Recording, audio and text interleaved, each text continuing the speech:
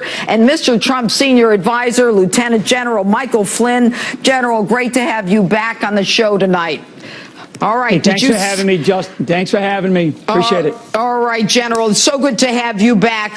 Listen, I'm sure you heard what we just talked about, Donald Trump being rushed off the stage. Yeah. The left is at it again. You know, they're so tolerant, and yet they make sure that they... let me just say something. Let me say something about that, Justice, because I'll tell you what. The Secret Service would not want to have him come back up on the stage, honestly, after something like that. I know that. Right. And I know that with the guys that are around him, because they deeply, they respect him, they love him, and they would not want him to come up after an incident like that. Right. So that just shows you that the resilience, the toughness, the leader that we have in Donald Trump to get back up on that stage and continue to get his message across to the American public at such a critical time.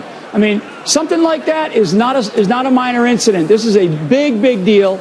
The Secret Service would not want him to come back up, and that shows you his toughness and his desire to not, be pushed down like some of these people are doing. General, exactly. He's not backing off. All right.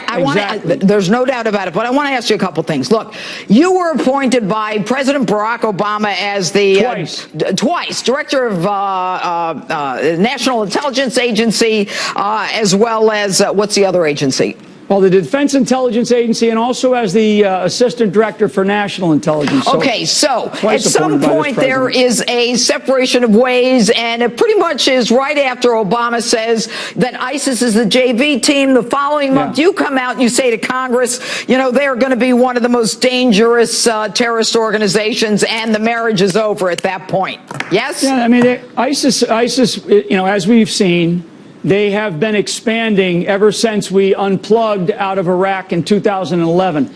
When we achieved victory through really up through 2011, and then this president and Hillary Clinton as the Secretary of State, who could not, cut the deal at that time with Iraq, and we decided to unplug, it left such a vacuum, and it created the rise of ISIS, and we're in the middle of it right now.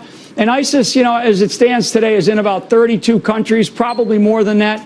They have already threatened our election, and they're talking about conducting attacks in this country, possibly in I think it's 2 or 3 states right now. All right. So it's just crazy. All of this happens under Obama and under Hillary, and Hillary's going to continue the Obama policies. Yeah. But Hillary says the one thing she's going to do now is she's going to have an intelligence surge. That's her way to fight ISIS now.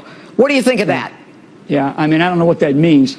I mean, here's what it really comes down to. And frankly, Hillary Clinton, and I can tell you that the one thing, rather than really talking about her, what Donald Trump would bring to our foreign policy and our foreign partners, our allies and friends around the world, is a much stronger relationship. I'm telling you, Judge, that I have spoken to many leaders around the world, both in Asia, in the Asia-Pacific theater, as well as in the Middle East and Europe. And they all look forward to working with Donald Trump because they just do not trust Hillary Clinton, and they do not see her for somebody who is trustworthy. I'm sorry, but that's just the way it is. And with respect to Donald Trump, I mean, they see him as a guy, what? Why do they see Donald Trump? Well, because he's very straightforward. What you see is what you get.